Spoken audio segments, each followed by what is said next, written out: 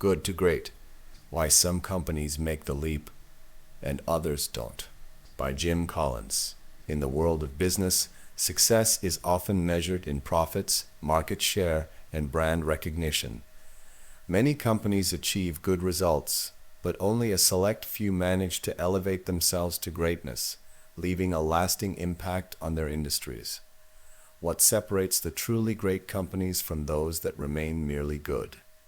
Jim Collins embarked on a rigorous research journey to answer this question, and the result was his groundbreaking book, Good to Great: The Quest for Greatness. The journey begins with a simple yet profound observation. Good is the enemy of great. Collins argues that most companies never become great because they settle for being good. This complacency prevents them from making the leap to greatness. To understand what makes a company truly great, Collins and his research team spent 5 years analyzing data from 28 companies, ultimately identifying 11 that made the leap from good to great and sustained that performance for at least 15 years. The companies studied included household names like Walgreens, Kimberly-Clark, and Wells Fargo, companies that outperformed the market by at least 3 times over 15 years. But what was their secret? The research uncovered a set of key principles that differentiated these companies from their peers. These principles, when applied with discipline and consistency, can transform any organization from good to great. Level 5 Leadership: The Humble Hero. At the heart of every great company lies a unique type of leader, one Collins refers to as a Level 5 leader. Unlike the charismatic, ego-driven leaders often celebrated in the media, Level 5 leaders are quiet, humble, and fiercely determined. They possess a paradoxical blend of personal humility and professional will. These leaders are not concerned with personal accolades or media attention. Instead, they focus on the success of their companies, often crediting others for their achievements while taking responsibility for failures. A striking example is Darwin Smith, the CEO of Kimberly-Clark, who led the company through a dramatic transformation by making tough decisions, such as selling the company's paper mills to invest in consumer paper products. Under his leadership, Kimberly-Clark outperformed its competitors, including Procter & Gamble. Level 5 leaders build enduring greatness by ensuring their companies are set up for success long after they are gone. They create a culture of discipline, maintain a relentless focus on the company's goals, and foster an environment where the right people are empowered to make decisions. First who, then what? Getting the right people on the bus.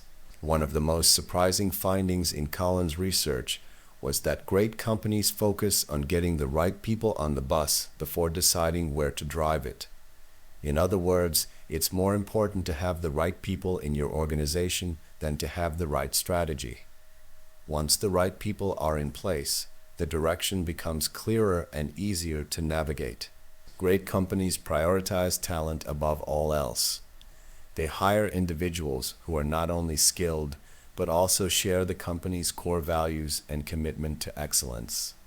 They also ensure that the wrong people are quickly removed, regardless of their position or past contributions.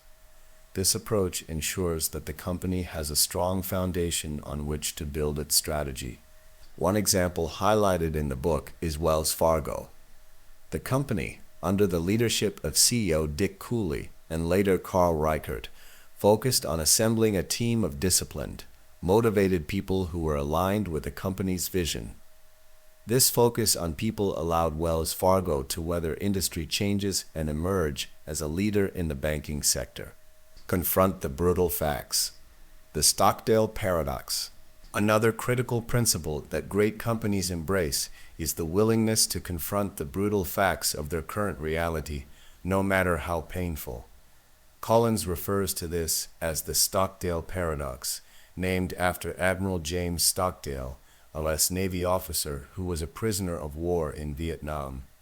Stockdale survived his ordeal by maintaining unwavering faith that he would prevail while simultaneously confronting the harsh realities of his situation.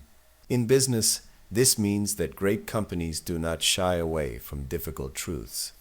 They do not sugarcoat bad news or avoid uncomfortable conversations. Instead, they face challenges head-on, armed with the knowledge that by doing so, they can find a path forward.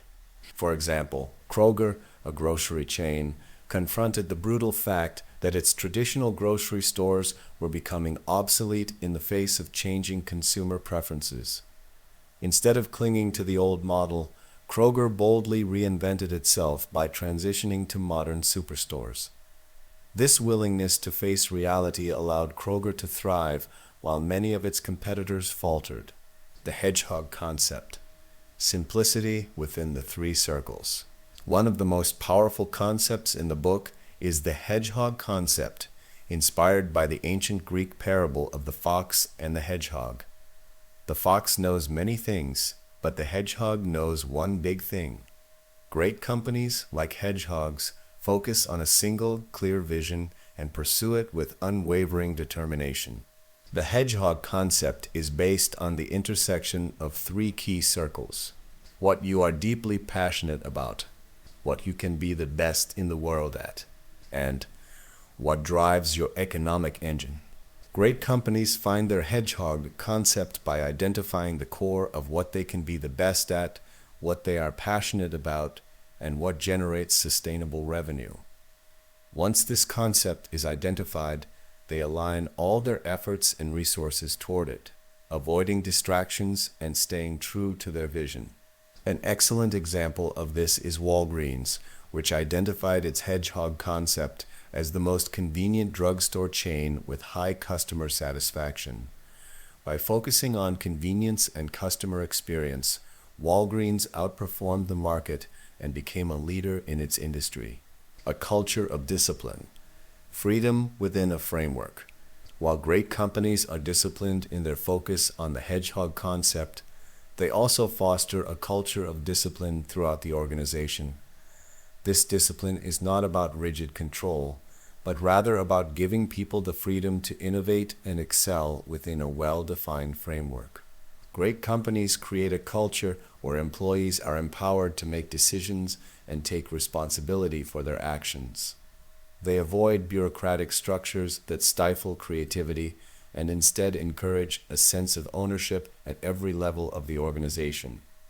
This culture of discipline ensures that everyone is aligned with the company's goals and committed to its success. Nucor, a steel manufacturing company, exemplifies this principle. Nucor's management philosophy was based on decentralization and giving workers on the factory floor the autonomy to make decisions. This approach led to high levels of productivity, innovation, and loyalty, driving Nucor's transformation from a struggling company to the most profitable steel producer in America. Technology accelerators. Not the driver, but the accelerator. In the age of rapid technological advancement, it might be tempting to think that technology is the key to greatness. However, Collins' research revealed that technology is not the primary driver of transformation. Instead, great companies view technology as an accelerator of momentum, not the creator of it. These companies are not quick to jump on the latest technological trends. Instead, they carefully consider how technology can enhance their hedgehog concept and use it strategically to propel their growth. Technology is seen as a tool to support their vision, not as a solution in itself. For instance, Fannie Mae leveraged technology to streamline its mortgage process, making it more efficient and customer-friendly. However, the company's success was not driven solely by technology. It was rooted in a deep understanding of its business model and a disciplined approach to executing its strategy. The flywheel and the doom loop. Building momentum. One of the most compelling metaphors in Good to Great is the concept of the flywheel. Collins describes the process of transforming a company from good to great as a gradual, almost imperceptible buildup of momentum, much like pushing a giant, heavy flywheel. With consistent effort and the right decisions, the flywheel begins to turn faster and faster until it reaches a point of breakthrough. This breakthrough is not the result of a single dramatic event or decision, but rather the cumulative effect of disciplined actions taken over time.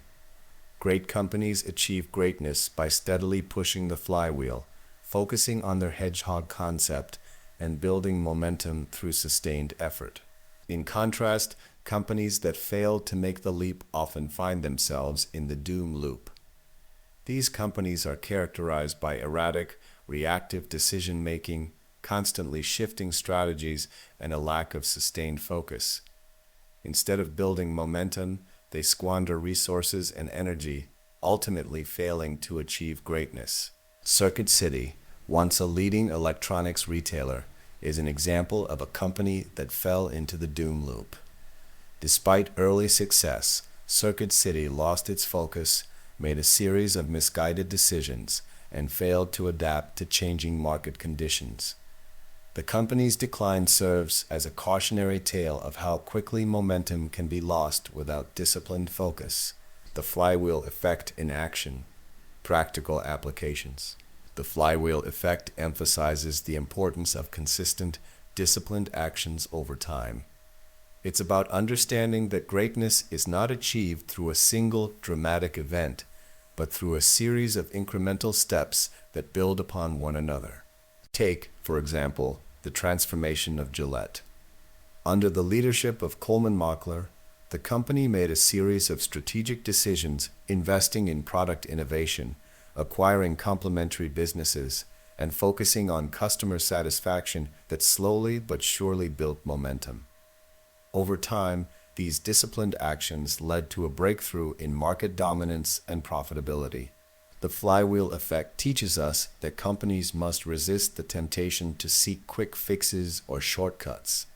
Instead, they should focus on building a strong foundation, making disciplined decisions, and maintaining consistent effort over time.